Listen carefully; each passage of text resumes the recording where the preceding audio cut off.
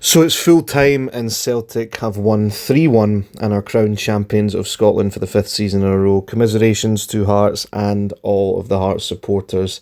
That's going to sting for a long, long period of time. Top of the league for so long, consistent for so long. However, they need to take obviously massive positives from it. They still have Champions League qualifiers that they're going to be able to take part in.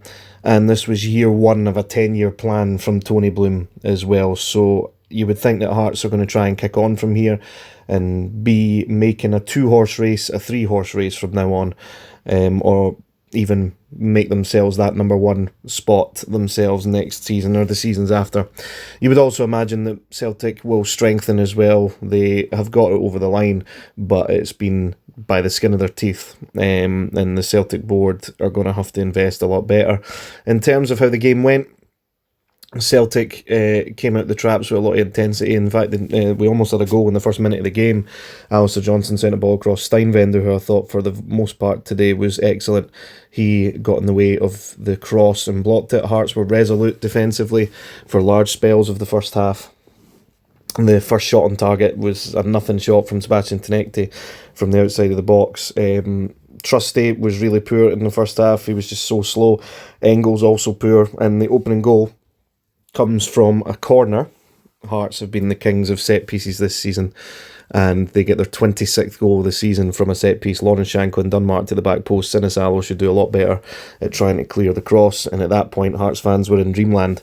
Celtic kind of woke up a little bit from that point, and a ball in from Kieran Tierney is handballed by Kiziridis. You can tell by his reaction as soon as he goes down that it's a handball. This one is not going to be debated at all. It is a penalty, and Engels kind of mishits it, if you like. Usually puts it in the corners, and Swallow can be a little bit unlucky, feel a little bit unlucky even that he didn't save it, but it is 1-1, and then it goes into half-time 1-1, but Hearts, as it stands, would have still been the champions of Scotland.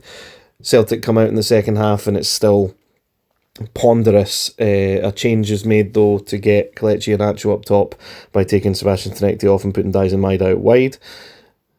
Hearts make an early change as well, taking off Altona for Frankie Kent. I think they just wanted to try and shore up defensively with that. Celtic huffed and puffed, a few half chances. Benjamin Negron had a massive chance that he kind of fluffed his lines with, but then the substitution of Callum Osmond to go to a back three by taking Austin Trusty off and bringing on Callum Osmond, and Srirachi was also very positive coming on for Tierney, who himself was positive as well. One of the only Celtic players who had a good game in the first half. Those really made a difference. Callum Osmond in particular, he was so lively. His first game since his injury, he looked lively before he picked up the injury, and he'll be one that's looking to stake his claim for next season. Kelechi Iheanacho coming on as well. Some of the first touches that he had in the game were really, really good. I think he made a big difference coming on as well. James Forrest also on the right hand side, the veteran. He made a massive difference on that right hand side, creating some chances. But Celtic shifted to the back three, and it paid off for them in a big way. Callum Osmond manages to get the ball from a really good pass from Marcelo Srirachi, to be fair, and he sends the ball across to Dyson Maeda, who scores once again. He's come alive in the last part of the season, and if he is going to leave in the summer, he's managed to regain that price tag, I think.